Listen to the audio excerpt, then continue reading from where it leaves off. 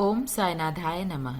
इस वीडियो में हम श्री गुरु चरित्र के पारायण की पद्धति, लाभ और नियमों के बारे में जानेंगे। साईं बाबा एक महान सद्गुरु हैं जो हमेशा भक्तों का भला चाहते और सदैव उन्हें सही उपदेश भी देते हैं। साईं बाबा अपने जीवन काल में भक्तों को सदैव पारायण और ईश्वर जाप की सलाह देते थे। साईं बाबा अपने भक्तों को अलग अलग ग्रंथों का पारायण करने की सलाह देते थे। उसमें से एक बहुत ही महान ग्रंथ है श्री गुरु चरित्र ग्रंथ। साईं बाबा को इस महान ग्रंथ के चमत्कारी लाभों के बारे में बहुत अच्छी तरह से ज्ञात था, इसीलिए उन्होंने अपने भक्त श्री साठे को इस ग्रंथ के पारायण की सलाह दी थी। इसका उल्लेख आपको श्री साई सच्चरित्र अध्याय 18 में भी प्राप्त होता है। तो चलिए जानते हैं इस चमत्कारी ग्रंथ के पारायण के लाभ। यह पुण्य ग्रंथ भगवान श्री दत्तात्रेय को समर्पित है। यह एक कामधेनु है जिसके पारायण से मनुष्य को इच्छित फल की प्राप्ति होती है।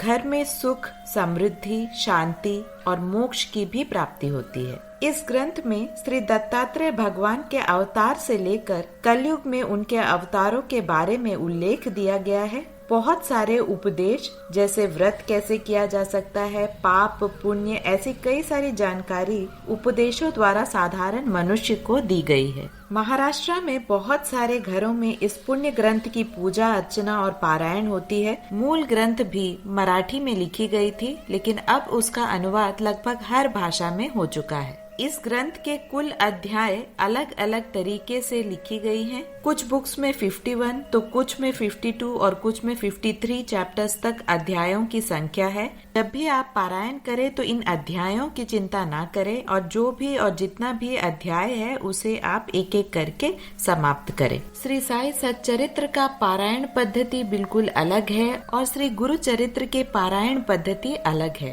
तो चलिए इन नियमों और पद्धतियों के बारे में जानते हैं। श्री गुरु चरित्र के पारायण करने का बेस्ट तरीका सप्ताह पारायण यानी 7 दिन में आप पूरे ग्रंथ को समाप्त कर सके, वो होता है सप्ताह पारायण। हर दिन लगभग 8 से 9 अध्यायों का पाठ आप कर सकते हैं। यानी अगर आप पारायण का शुरुआत गुरुवार से करते हैं तो अगले बुधवार तक आपको सारे अध्यायों को समाप्त करना होता है। पारायण करते समय सुबह आप जल्दी उठे और स्नान आदि से निवृत्त होने के बाद पूजा पाठ करने के बाद एक ही टाइम और जगह में हर दिन पारायण करें। ध्यान रखें, रोज आप जिस जगह में पारायण करते हैं उसी जगह पर पारायण करें और उसी टाइम पर पारायण करें। शुद्ध और पवित्र मन से पाठ करें। घर में किसी प्रकार का शोर ना हो, इसका ध्यान रखें और एकाग्रचित होकर पाठ करें। खाना आप एक टाइम खाएं, दूसरे टाइम आप स्नैक्स या हल्का फूड खा सकते हैं, लेकिन जो खाना आप पहले दिन खा रहे हैं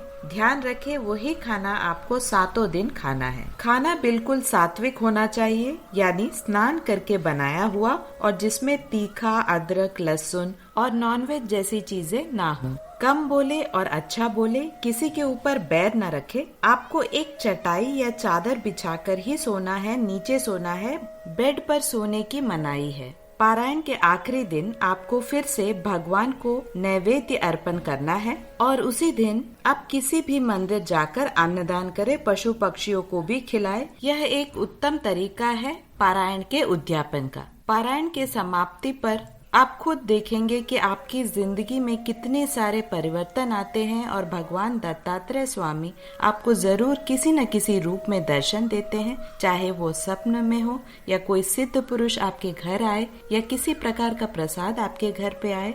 ऐसे कई सारे संकेत हमें मिलते हैं जिससे हमें पता चल जाता है कि हमने पूरी श्रद्धा से पारायण किया है और भगवान दत्तात्रेय का आशीर्वाद भी हमें प्राप्त हुआ है। अगर फिर भी आपको कोई भी शंका हो जो आप इस विषय में हमसे पूछना चाहते हैं तो बेझिझक कमेंट सेक्शन में जरूर लिखिएगा। हम उसका उत्तर देने की पूरी कोशिश करेंगे। अगर आपको यह वीडियो अच्छा लगता है तो लाइक, शेयर और सब्सक्राइब जरूर कीजिएगा।